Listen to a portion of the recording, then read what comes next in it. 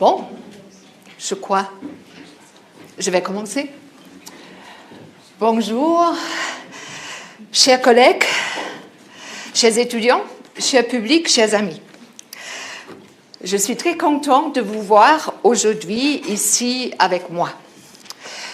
Il a été écrit dans l'annonce que je vais donner une conférence sur la présence pour annoncer mon absence. Pour ne pas seulement annoncer, mais aussi avec vous fêter. Après 30 ans, mon engagement dans le domaine approche philosophique de l'éducation à l'Université de Genève se termine. En pensant à cet événement de départ, je me suis dit, j'aimerais me faire de plaisir. Et le plaisir, c'est pour moi, depuis mes études, le plaisir de penser, d'argumenter et de clarifier. Alors, je vais utiliser l'occasion et réfléchir avec vous sur un concept qui s'est glissé peu à peu au centre de mon attention. Au début, sans que je le remarquais, et puis sans que je puisse plus l'ignorer.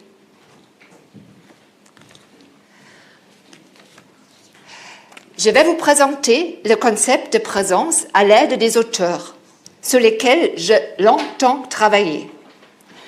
Mon but est, je vais tout de suite l'annoncer, mon but est de vous décrire 3 situations qui, si on les pense d'une certaine manière, vont faire apparaître le concept de présence, souvent indirectement, à travers d'autres concepts, parfois directement. Alors, je vais faire rien d'autre que vous présenter ces 3 situations qui, sans présence, n'existeraient pas, ne fonctionneraient pas. Je vais commencer avec Ludwig Wittgenstein. Là, je dois tout de suite un peu relativiser, car Wittgenstein est l'auteur sur lequel je n'ai pas très longtemps travaillé. Mais quand même on peut. Et puis, il est intéressant pour 3 raisons. Wittgenstein a une manière d'exprimer ses pensées qui heurte. Il produit des provocations. Autrement dit, il pose un problème qui, au premier regard, semble banal. Mais il le fait de manière que le problème reste solide, ne se laisse pas ignorer et en plus semble sans solution. C'est embêtant et excitant en même temps. La deuxième raison est que Wittgenstein parle de l'enseignement, notamment dans son livre « Recherche philosophique ». Et d'ailleurs, Wittgenstein savait de quoi il parlait. Il a fréquenté entre 1919 et 1920 un institut de formation des enseignants à Vienne. Et il a travaillé presque 6 ans en tant qu'enseignant à l'école primaire dans les villages autrichiens. Une courte carrière comme enseignant, considérée par lui-même comme vraiment pas couronnée de succès. Mais c'est une autre histoire. La troisième raison, il a été viennois, une ville avec laquelle j'ai développé les dernières années une forte affinité historique, culturelle, personnelle, scientifique. Mais nous y reviendrons plus tard. Je vous ai amené un exemple d'une question défiante que Wittgenstein pose. Une citation que j'utilise aussi dans les séminaires savoir-faire que je donne dans la formation des adultes. Je vous lis. Les prodiges en calcul qui trouvent le résultat exact mais ne peuvent dire comment, allons-nous dire qu'ils ne calculent pas? Je vous laisse décider si vous voulez répondre oui ou non. Cette question de Wittgenstein prend tout son sens quand on regarde comment il décrit ce qui est un enseignement selon lui. Donc, je viens à ma première situation. Ma première situation, c'est un enseignement des mathématiques. Wittgenstein pose la question: comment enseigner la suite des nombres entiers naturels du système décimal? Sa réponse est la suivante. Je montre à l'élève la manière d'écrire les chiffres 0 à 9.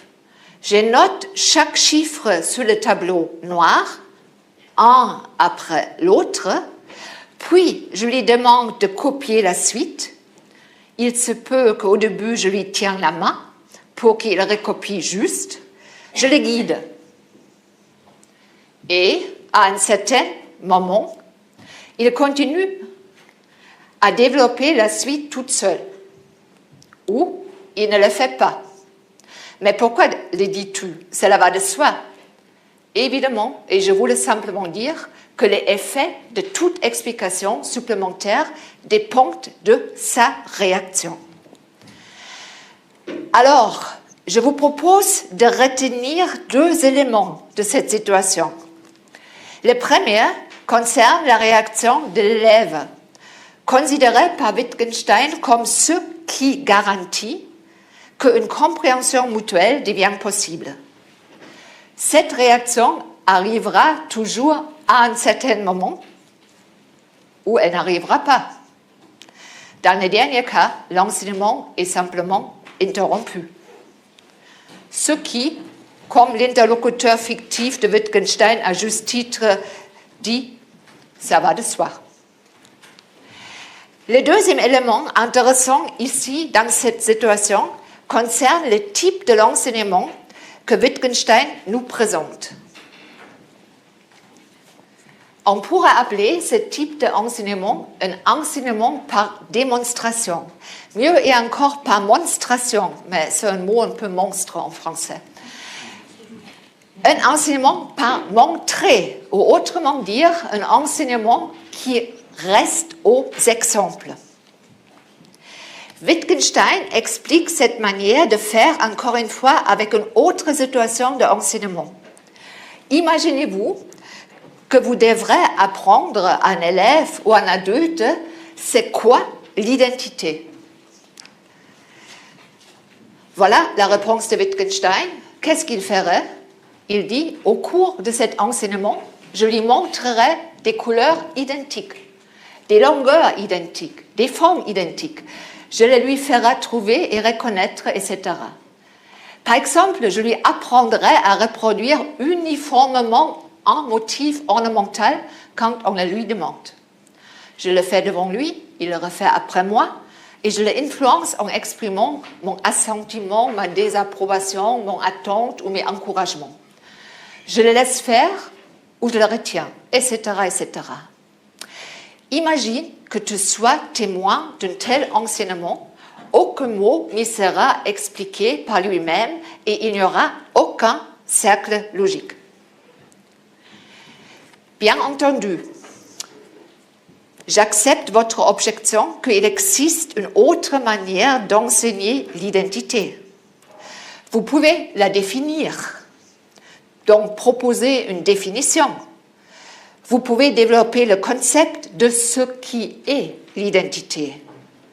Mais attention, vous allez risquer de produire ce que Wittgenstein appelle un cercle logique, car vous allez expliquer un mot par un autre. Voyons ça de plus près. Larousse nous dit « Identité est un rapport que présente entre eux deux ou plusieurs êtres ou choses qui ont une similitude parfaite. » Génial, ok, on me envoie vers la similitude. Similitude, relation unissant deux choses semblables. Ressemblance, analogie, rapport exact entre des choses et des personnes. Même Larousse. Ok, on renvoie à la ressemblance. Ressemblance, rapport entre des objets présentant des éléments identiques suffisamment nombreux et apparents. Et voilà, le boucle est bouclé.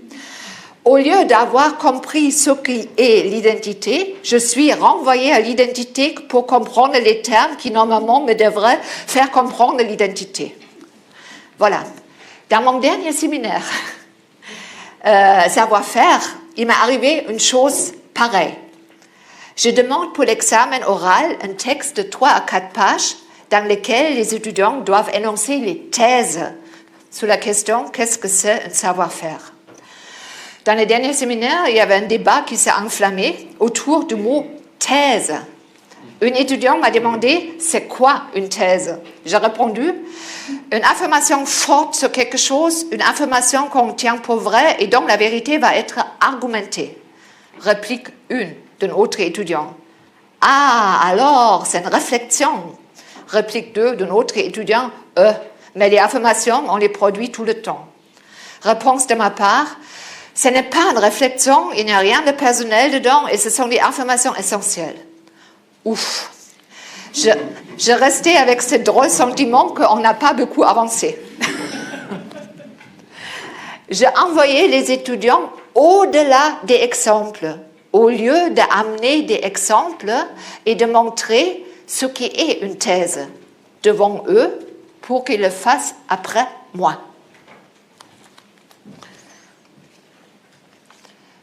Alors, je donne raison à Wittgenstein, qui postule fermement un enseignement qui veut en rester aux exemples donnés est différent de celui qui renvoie au-delà des exemples.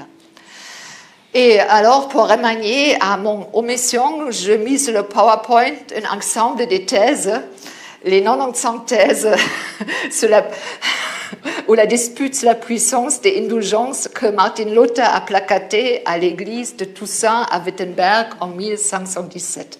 Voilà l'exemple que j'aurais dû amener pour le séminaire. Mais retournons à notre enseignement des maths. Nous nous sommes arrêtés à la suite de 0 à 9. Imaginons que notre élève arrive à un certain moment à écrire la série 0 à 9 tout seul, d'une manière juste, et pas seulement une fois. Dès lors, l'enseignant peut continuer son enseignement. Et il le fera de la même manière, en écrivant maintenant les chiffres 10 à 20 sur le tableau. Wittgenstein dit « Je le guide ensuite dans le développement de la suite et j'attire son attention sur le retour de la première suite dans les unités, puis sur le retour dans les dizaines. Ce qui veut simplement dire que je recours à certaines intonations, que je souligne certains signes, que je les écris les uns sur les autres de telle et telle manière, et autre chose semblable. Mais alors, une autre question surgit. Une question que vous vous êtes probablement posée aussi. Voilà la question qui, pour Wittgenstein, surgit. Mais supposons qu'après quelques efforts de la part du maître, l'élève continue à développer la suite correctement, c'est-à-dire comme nous le faisons. Nous pouvons dire alors qu'il maîtrise le système. Mais jusqu'à où doit-il développer la suite correctement pour que nous puissions le dire à bon droit? Il est clair qu'ici, tu ne peux indiquer aucune limite. On pourrait l'essayer et on pourrait se demander, a-t-il compris le système s'il continue la série jusqu'à 100? A-t-il assimilé le système s'il continue la série correctement jusqu'à là? Mais je crois que vous êtes tous d'accord. La limite décidée reste arbitraire et chacun dans la salle va avoir la sienne. Dès lors, peut-être une autre solution est possible. En tant que bon rationaliste ou mentaliste ou intellectualiste, vous pouvez dire, mais bien sûr, nous pouvons indiquer une limite. L'élève n'a pas besoin d'écrire toute la série, d'ailleurs ce qui serait impossible, on le sait bien. Vous allez me dire, il faut simplement voir s'il a compris. La compréhension, et voilà, c'est la solution. Mais c'est quoi la compréhension? Peut-être vous allez répondre comme Wittgenstein, sauf que Wittgenstein donne cette réponse pour aussitôt la mettre en question. Wittgenstein dit, quant à la compréhension elle-même, elle est un état d'où découle l'usage correct. Dès lors, cet état-là, ça pourrait être, par exemple, une expression algébrique qui m'est venue à l'esprit et qui a fait que je pus continuer la série. Dans ce cas-là, la compréhension, c'est un état psychique, ou mieux encore, un savoir à moi, un savoir auquel je peux me référer et au moyen duquel je réalise l'usage correct. Mais bon, qu'est-ce qu'on fait avec nos prodiges de calcul qui trouvent le résultat exact mais ne peuvent pas dire comment? Et en plus, attention, nous sommes en train de renvoyer au-delà de l'usage correct, au-delà de l'exemple. Nous l'avons vu, ces gestes qui renvoient au-delà et qui nous semblent si naturels et fortement déconseillés par Wittgenstein, même prohibés. Alors, tourne-t-on en ronde? Non. Laissons notre petit homme dans tous ses états et retournons à notre situation. L'élève qui arrive à continuer tout seul la série pourrait dire, selon Wittgenstein, « Maintenant, j'ai compris. Maintenant, je sais. » Mais attention, Wittgenstein est un philosophe de langage. Et le « maintenant » qui est au début de cette phrase est extrêmement important. Vous le savez tous, maintenant est un signe d'éthique, un signe qui montre, dirait Calbula, et qui a besoin pour fonctionner un champ dans lequel ce qui est signifié est montré. Et un champ dans lequel on demande la présence de celui qui montre et de celui qui regarde montrer. C'est pour cette raison l'énoncé « maintenant je sais » est pour Wittgenstein un signal. Un signal qui annonce, qui avertit que dans ces circonstances, je continue la série décimale, je joue le jeu, je réalise la prise de sang. L'énoncé « maintenant je sais » ne parle pas de savoir, mais dit « attention, je le fais ici, devant vous ». Tout ce que je viens d'expliquer est résumé par Wittgenstein de nouveau à l'aide d'un exemple. Un exemple qui ébranle ou qui met en question notre conception spontanée de ce qui est un savoir. Je vais vous lire cette citation doucement. Quand sais-tu jouer aux échecs? Toujours ou au moment où tu joues un coup? Et chaque fois que tu joues un coup, sais-tu tout du jeu? Comme il est étrange que savoir jouer aux échecs requiert si peu de temps et qu'une partie d'échecs en prend tellement. Je vous propose de résumer ce que Wittgenstein nous semble vouloir dire ici de la manière suivante. J'ai l'impression que Wittgenstein nous dit, vous pouvez parler de savoir, vous pouvez dire j'ai un savoir du jeu d'échecs, un savoir de la grammaire française, etc., etc. Un savoir avec lequel vous entrez en rapport, dans un rapport épistémique, comme on dit chez nous. Mais attention, si vous défendez une telle conception du savoir, vous allez postuler que le savoir existe au-delà de votre faire et de votre pensée. Vous pouvez le faire, vous pouvez défendre cette conception, mais vous acceptez que votre savoir soit nulle part et requiert si peu de temps. Bref, qu'il n'est pas présent.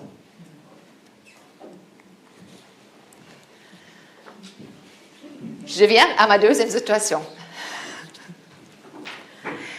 J'appelais cette situation l'utilisation des outils psychologiques. Voilà, je laisse un peu aller. La deuxième situation, utilisation des outils psychologiques. Pour décrire cette situation-là, je retourne au début du XXe siècle. Je vais me faire accompagner, cette fois-ci, par deux psychologues. Le premier est allemand, Kurt Goldstein. Il a été psychopathologue à Berlin et puis il a dirigé l'Institut de recherche neurologique à Francfort am Main. Avant qu'il a dû, comme beaucoup d'autres scientifiques, quitter l'Europe pour fuir le système nazi. Goldstein a réalisé un grand nombre de recherches sur l'aphasie, la perte partielle ou complète de la capacité à s'exprimer ou comprendre le langage. Je vous ai apporté un texte publié en 1933 dans le journal de la psychologie. Dans ce texte, il s'intéresse aux stratégies, ou comme il le dit aussi, ça c'est son mot préféré, aux détours. Les détours que ces malades développent. Il a observé quelque chose de très intéressant. Il a observé que certains de ces malades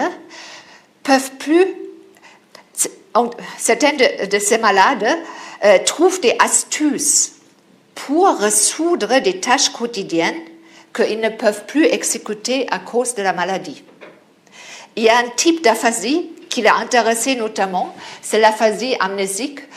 L'aphasie amnésique, c'est quand vous voyez une personne, vous voyez un objet et vous voulez nommer, dessiner cet objet, cette personne et vous ne trouvez plus le mot.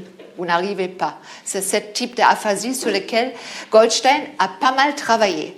Et dans ses travaux sur ce type d'aphasie, j'ai trouvé ma deuxième situation que je vais vous lire. Goldstein décrit cette situation comme ça.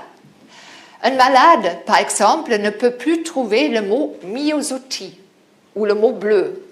Mais l'objet éveille en lui le souvenir du dicton Blau blüht ein Blümelein, es heißt vergiss mich nicht. Il y a une fleurette bleue qui s'appelle la myosotie. Et aussitôt, il dit myosotie et bleu. Ces mots, il ne les a pas employés à la manière significative usuelle. Ils se sont présentés à lui comme un savoir verbal extérieur.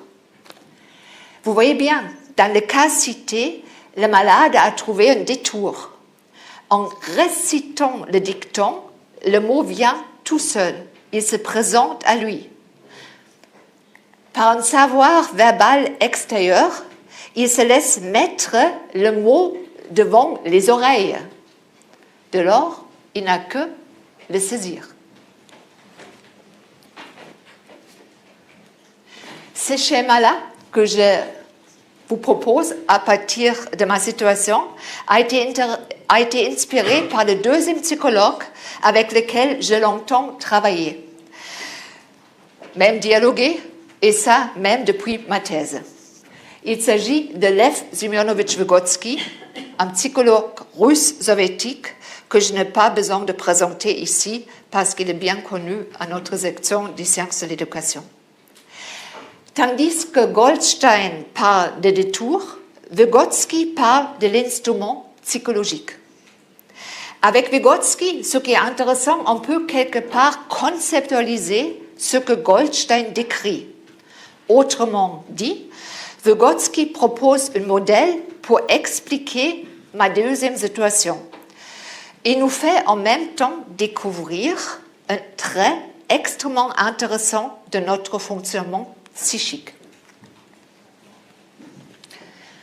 Voici la conceptualisation. Pour Vygotsky, un instrument psychologique est utilisé pour mobiliser ou faire accomplir une fonction psychique. Par exemple, de se concentrer, de penser, de décider, de mémoriser, etc. La personne qui cherche à accomplir donc une telle tâche, donc mémoriser, penser, peut se créer un instrument. Or, cet instrument a une caractéristique bien spécifique. Il est conçu par le sujet pour que cet instrument psychologique agisse sur lui. Il lui fait faire quelque chose. Donc, mon sujet là, ici, est le même, Une fois, il est actif, l'autre fois, il est passif. Cela veut dire que la personne qui utilise un instrument psychologique se transforme en objet sur lequel l'instrument agit. Il se fait influencer son comportement psychique sans qu'il se mêle dans ce processus, puisqu'il ne fait rien d'autre qu'intercaler entre lui et son processus psychique un instrument psychologique qui agit directement sur lui. Je vous ai apporté encore un exemple pour illustrer ce fonctionnement.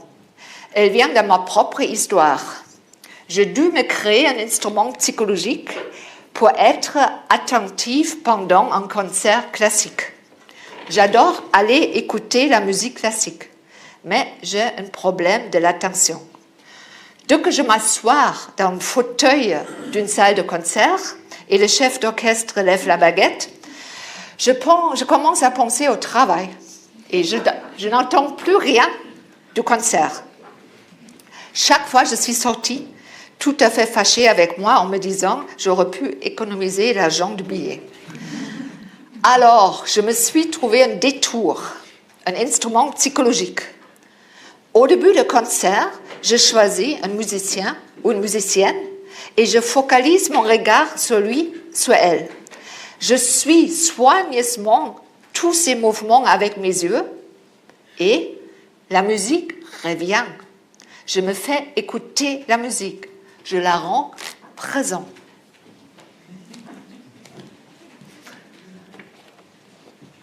Mais revenons à nos deux psychologues, à Goldstein et à Vygotsky. Revenons à nos deux psychologues. La manière dont Vygotsky thématise les instruments psychologiques permet de faire quelque chose de très intéressant. Ça permet de normaliser les cas pathologiques de Goldstein et montre ce que nous considérons souvent comme différence entre le normal et le pathologique ne l'est qu'en apparence. Car l'utilisation des instruments psychologiques, l'utilisation des détours est pour Vygotsky un fait quotidien. Ça part d'une stratégie essentielle de l'être humain, un trait essentiel de l'être humain qu'il appelle être rusé. Vygotsky se réfère à Hegel, qui parle de la ruse de la raison.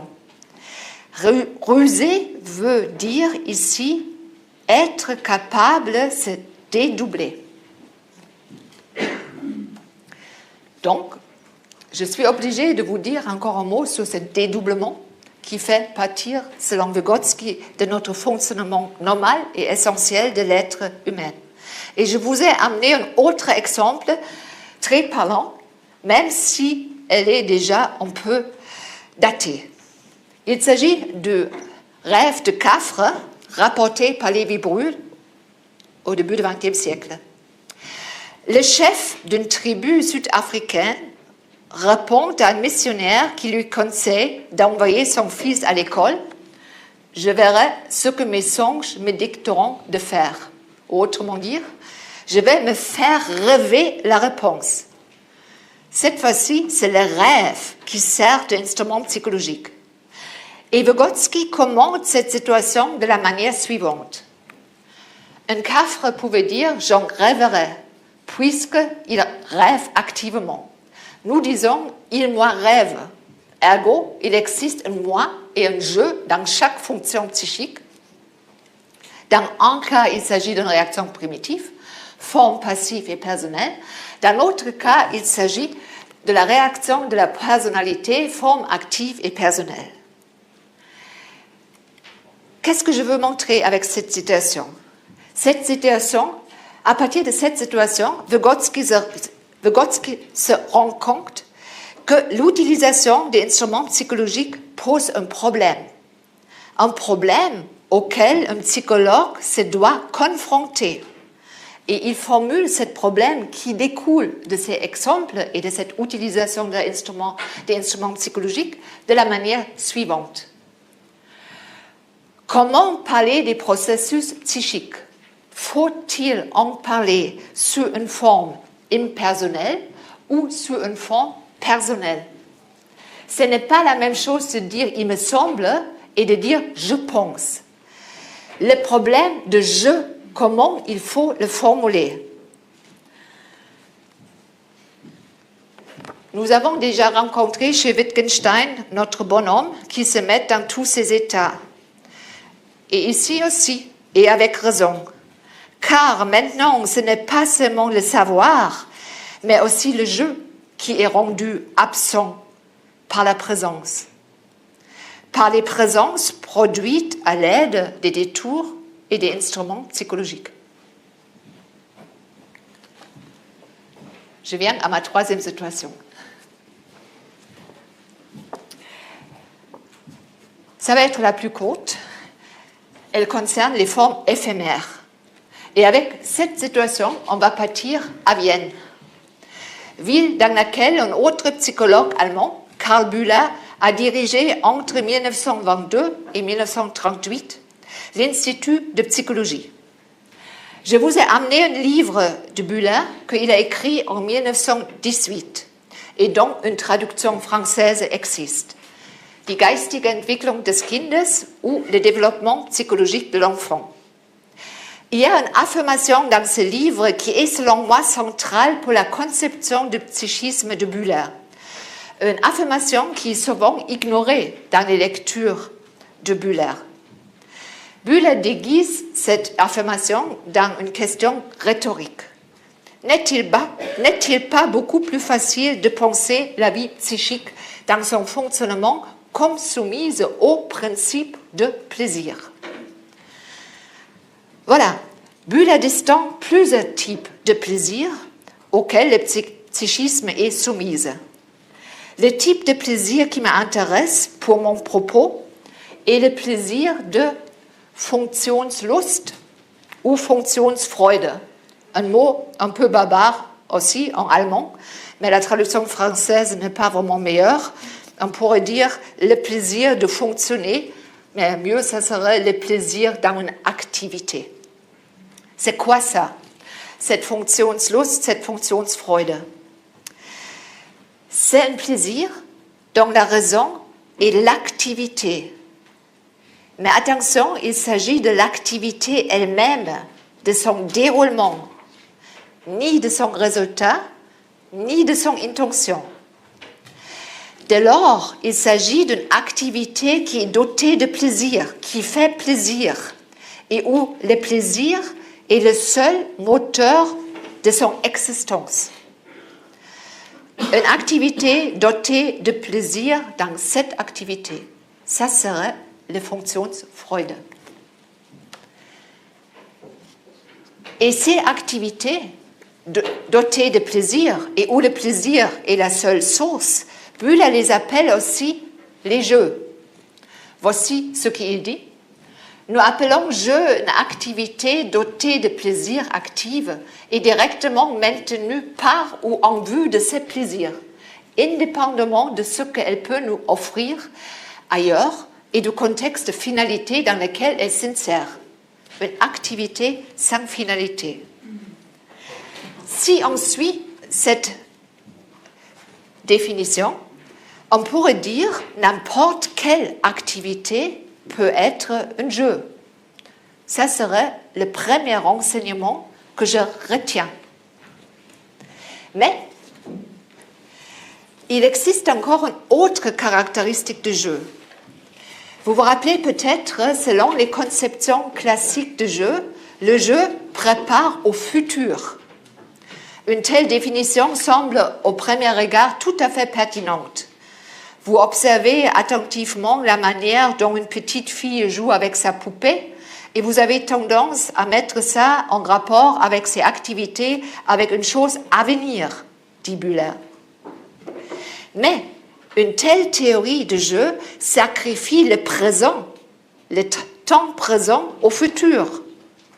Et à cause de ça, une telle théorie de jeu est pour Bühler inconcevable.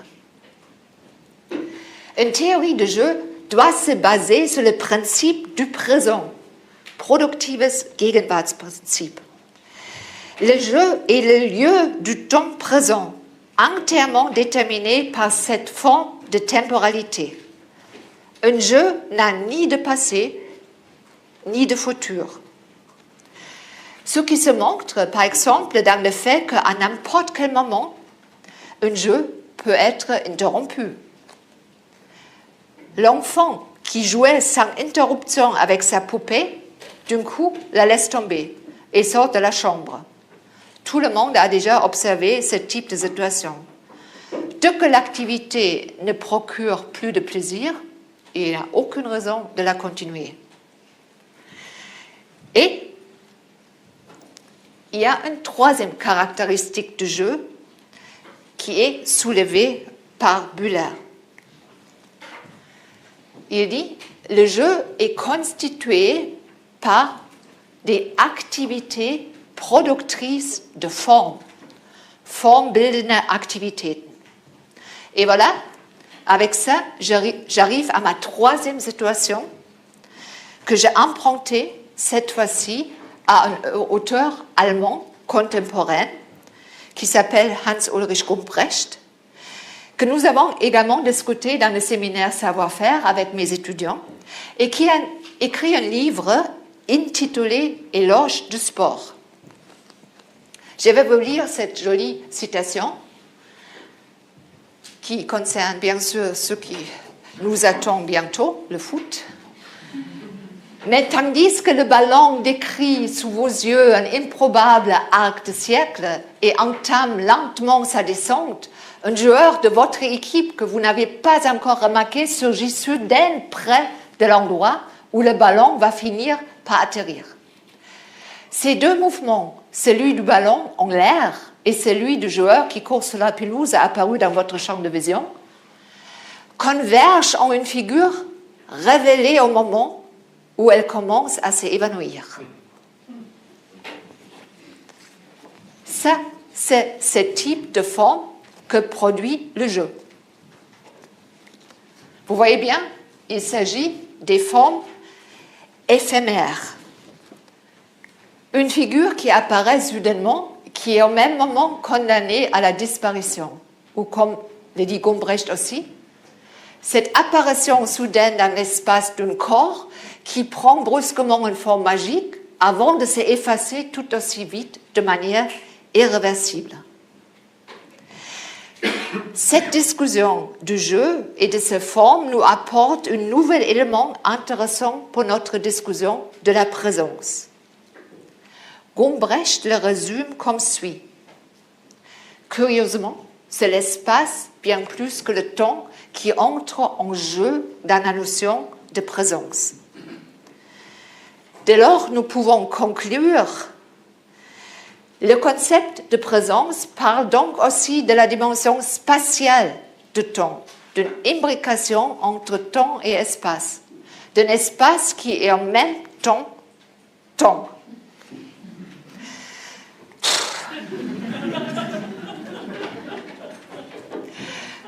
Vous vous en doutez, bien sûr, notre bonhomme, non, vous vous en doutez, bien sûr, ces affirmations ont fait apparaître de nouveau mon bonhomme. Car ces formes sont éphémères et servent donc à rien, et un espace qui est temps et un temps qui est espace, inséparables l'un de l'autre, ouf, ça nous amène où? Mais je peux apaiser ses inquiétudes et lui répondre « Reste tranquille, calme-toi, il ne s'agit que d'un jeu. » Pourtant, je me suis prêtée maintenant devant vous avec plaisir au jeu de penser ce que le concept de présence rend présent, et d'un coup, je dois me dire que tout ça n'a été qu'un jeu. Mais en même temps, c'est vrai, je voulais jouer. Merci de m'avoir accompagné.